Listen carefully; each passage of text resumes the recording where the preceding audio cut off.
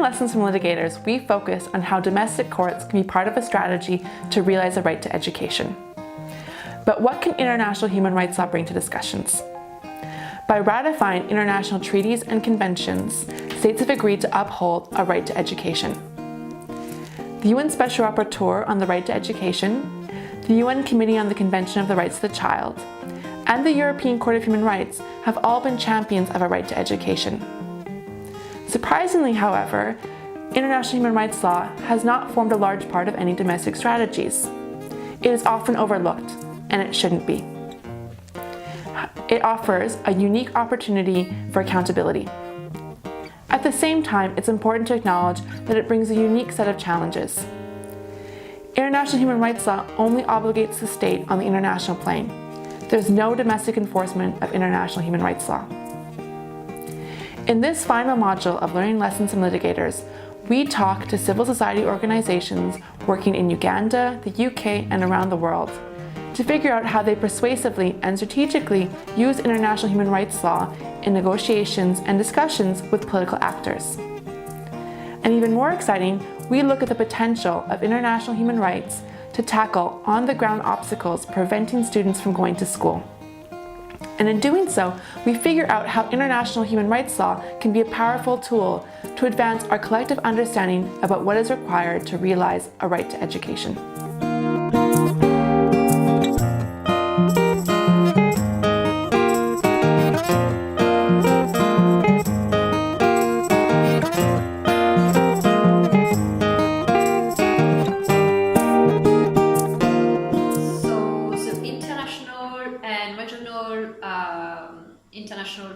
International and regional treaty.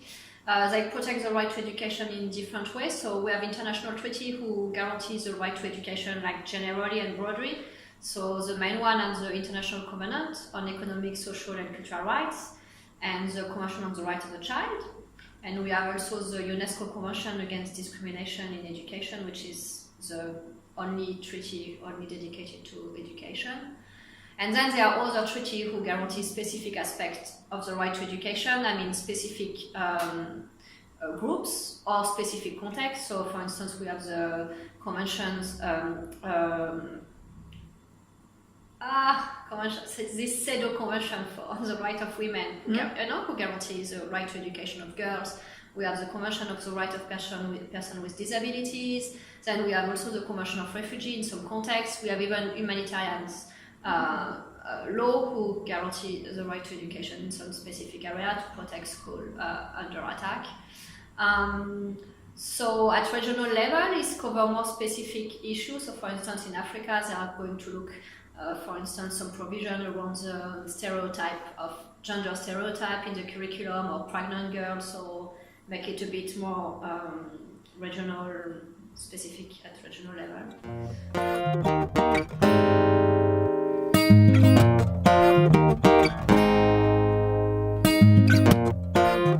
Many of the times people will seek to go to the international forum to seek a remedy because they've exhausted domestic remedies and they haven't been able to find an effective remedy. So that is when people will really look towards the international system for protection.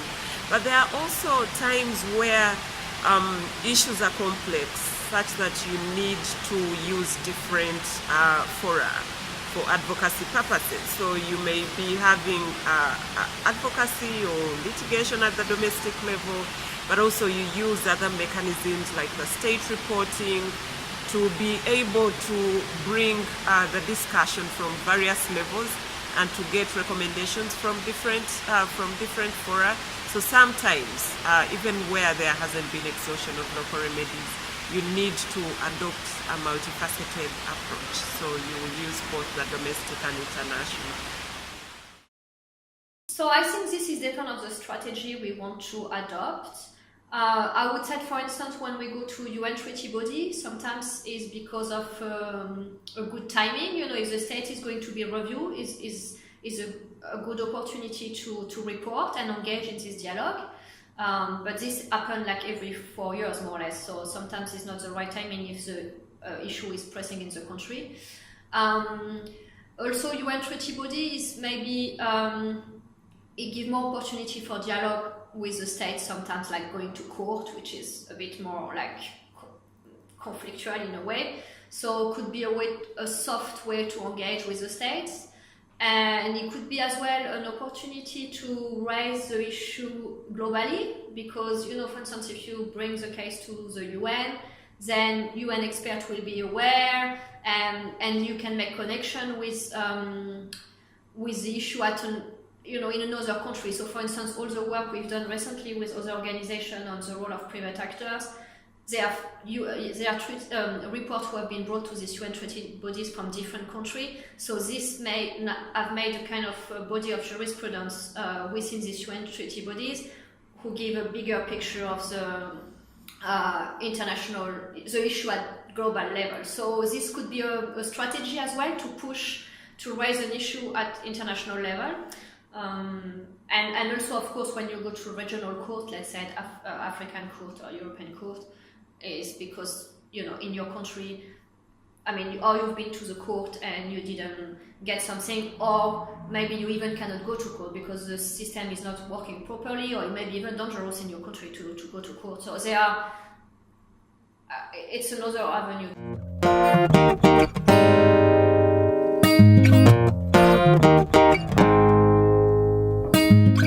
I think it's really depend about your strategy and also your resources, because, for instance, if you want to go to a regional court, you need to have lawyers with you to work on, and you need to have a bit of money, and and technically it's complex. You cannot just go like that. But to send a report to UN treaty bodies, this is easy. Everyone can do it, and with the information you have. So, and it's, in a way, it's faster, you know, like if you fit in the timeline, like if it's at the time the state is review, then you send your report, and 1 year after you have concluding observation and recommendation, and you can engage with the states. When you go to court, European court or African court, like the time can be long. You know, when you go to court, sometimes you have to wait. It's not always a quick process. It can be when it's an urgent matter, but it is not so evident. Mm-hmm. So going to UN mechanisms maybe have not the same impact like a court decision, of course, who can be stronger to be enforced, but it's could be a quicker way and easy way to get some traction. And the impact can be, as I said, like we can engage at national level with the government and with parliament. We can engage with journalists as well, you know, to get some media attention. Of course, it's not going to have the same impact as the court decision who say, like, you know, the kids have to be, you know, like for instance, the African courts, when they said, like, Senegal have to, it was a case about the Talibé in the madrasa, and they said, like, the Senegal have to adopt new law and ensure this private school respect the minimum standards. Okay, maybe it's stronger, but the time can be a bit longer.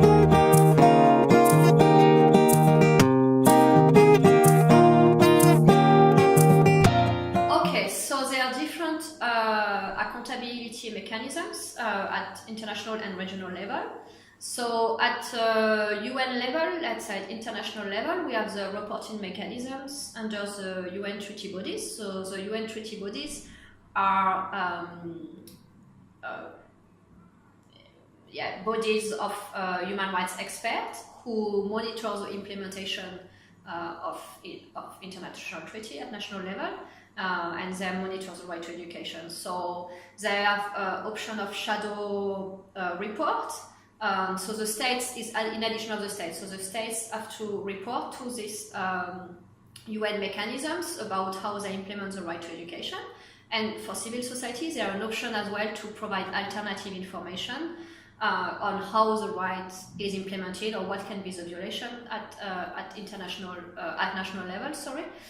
So this is one way of one mechanism. So then the UN treaty body, they adopt concluding observation, where they raise concern about a specific issue and they make recommendation to the states. So this is one avenue where we can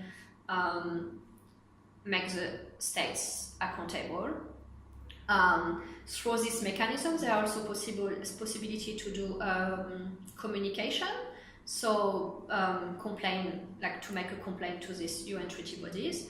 But for that, the states have to accept this mechanism. So, but there are some cases on the right to education who have been made by some treaties so far. So we have about 10 cases and 3 concluded for violation of the right to education. And this may increase now because we have this mechanism possible to the Committee on the Right of the Child and the Committee on Economic, Social and Cultural Rights. There are also possibilities through the UN Special Rapporteur on the Right to Education, who can also receive complaint and engage with the dialogue with the states. So it's another avenue. At regional level is more efficient in a way because there are courts who can look at some cases if this have not been possible at national level. So at European level, we have the European Court on Human Rights, which is very active and provide a lot of jurisprudence, and there are a lot of cases on the right to education who give an interpretation on the right to education at national level. In Africa, the African Court on Human Rights and People Rights are very strong as well, and have provided some very interesting cases on the right to education. So this is another avenue where we can hold the states accountable when this has not been possible at national level.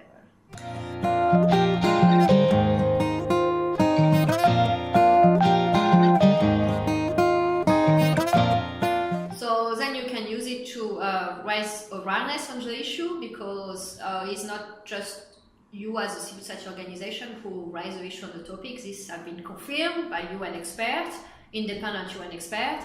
So then you can go back, you can raise awareness through media, talk with journalists. So on this issue on privatization, we got a lot of articles following the concluding observation, because then the journalists, they said, oh, we should look at the issue, because now they are concluding observation, and twice, and like in the same month, 2 treaty bodies raise the question, so they consider more the issue in a way. Then you can engage with the states more easily. So for instance, in the UK, again, as I said, like this have allowed MPs to ask questions, because they can refer and say, okay, UN treaty body has adopted this concluding observation, how are you going to respond to the recommendations they have made? So it's helped as well the MP to engage the debate with the government. It's easier also, like for instance, for us to go and talk to DFID, for instance, and say, okay, this is the concluding observation, so what can we do now? And it can even be used in other fora, because there are other states who, for instance, in the case I was mentioning, who also finance for-profit low-cost private schools. So even we haven't been to court or UN treaty bodies, we can say, okay, look, it's what they said for the UK. So what are you going to know? So you can do pressure as well, referring to human rights. And engage with the states. So as I said, like now in some countries they even create some department to discuss this issue, and so it's a good way to engage both with the states and journalists and generally the society. When you bring the alternative reports and you provide specific information to the committee, usually it will also inform the concluding observations and the recommendations that will come from that particular committee. And once we get back home, we usually use these recommendations in advocating with the states, in trying to tell them, this is a recommendation that has been made by this treaty body, and you should be able to implement it. But also in many cases it is helpful, because if you look at a mechanism like, for example, the Universal Periodic Review, the states immediately after the sessions, they make some voluntary commitments of what they are going to work on, but also there is an adoption of a report that shows what recommendations were accepted and all that detail. So the state usually works within the cycle such that when they are going back, at least they are able to report on progress of what has transpired. On the other hand, with the domestic, for example, litigation process, within the 5-year cycle, you could still have the case ongoing before the courts of law, and there has not been movement at all on a particular issue. Not to say that all cases take that long, but sometimes you would be going through, a situation where the case is taking longer than anticipated before the courts of law, and you find that the recommendations that come out of the international treaty bodies present quicker opportunity for the state to act on some of the things that have been raised.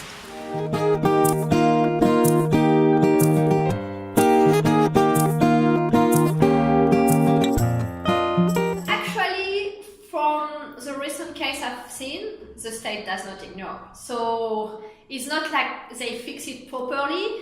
It's not like it solves the issue right now, but we cannot say like there are no impact at all. Like, at some point they have to answer a question.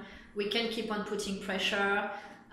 When it's a court decision, they have to enforce it, and so and then you can use it even to discuss at another level and say, okay, look, the UK or Ghana, or I don't know, they are not making the change, so do you want to continue to provide support to this country who is not implemented properly, So in my view, it's not like they don't look at it at all. Maybe they are slow to implement, sometimes they avoid some question, but they are it's not like there are no answer, and you can keep on putting pressure, because if they don't do anything, this is the best way to keep on engaging and say, okay, like for instance, when we do that for the mechanisms to the UN treaty body, so first there's the pre-session when at the session they ask the states question. If the state doesn't respond, for us is it's ignore, or they don't respond properly. This is a way to engage more, like and say, okay, you don't respond, you don't provide the information. So if they don't do anything, it's a way to keep on putting pressure, actually.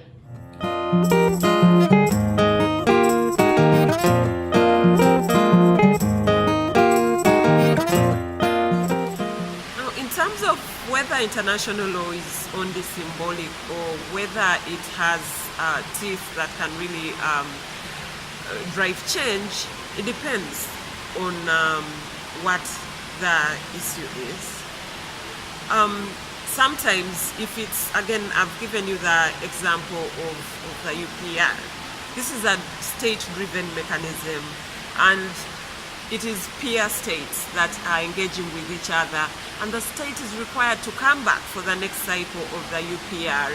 So for them to appear before peers again and saying we did not do anything about what you asked us to do the previous time would really be embarrassing for the state.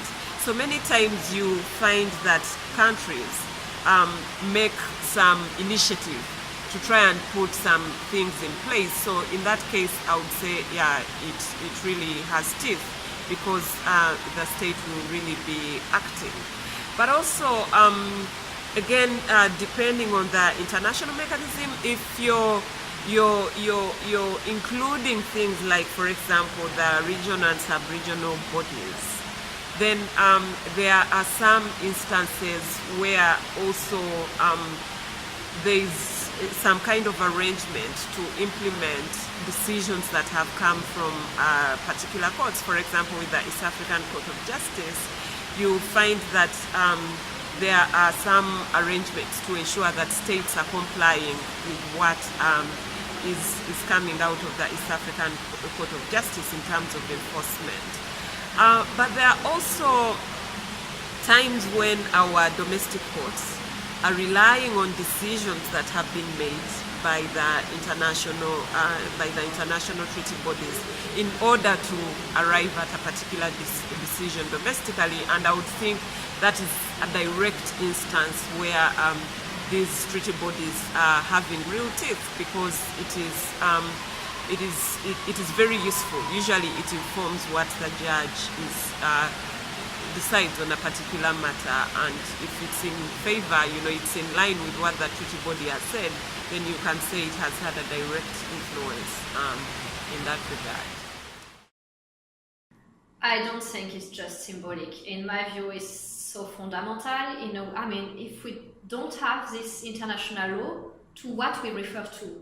I keep on going to conference and talk to people in different instances and keep on reminding like education is a human right and we cannot just do what we want, and we have to remind that it's linked to dignity. And we can refer to that as all the states, at least they have ratified one treaty who guarantees the right to education. They commit to human rights. Who can ignore human rights? And so we all know that the challenge of implementing this obligation and the human rights is a big issue. Like, this is the reality. But at least we have something we can refer to and we all agree. And for the states, for citizens in states where it's so challenging because the states, it's not a democracy or their rights are violated, at least they can get up. Like, they can go to another instance, we're going to look at they can be heard. It doesn't mean it's going to save the problem concretely. We all know, that's why we work, and there are so many human rights organizations working on daily basis, like second after second, because this is a big challenge. That's why we are here. But at least you can refer to something, you can get hope, you can have mechanisms, you can try to get traction. So in my view, it's not, there are limitations. We need to be realistic about the limitations. The states are the sovereignty, they decide. They are the ones who agree on this treaty. They can decide to get out of this treaty. They are the ones who decide at the end of the day. But there are a system here where we can find some traction and make some change. And we see change, even if it's a small step, we see that. So yeah, in my view, it's fundamental, the existence of this treaty, and it's not just symbolic. International law is a useful tool to have, especially in a situation where there is need to create some level of universal standards. Where, for example, you have a situation with privatization in education, for example, the impact of the private actors varies in different countries. So there is need to use some universal standards to assess the impact of the private actors on the right to education, where you use standards that have come from international law and trickled down in some of our jurisdictions, for example, along equality and non-discrimination, standards about ensuring enforcement of the right to education, for example.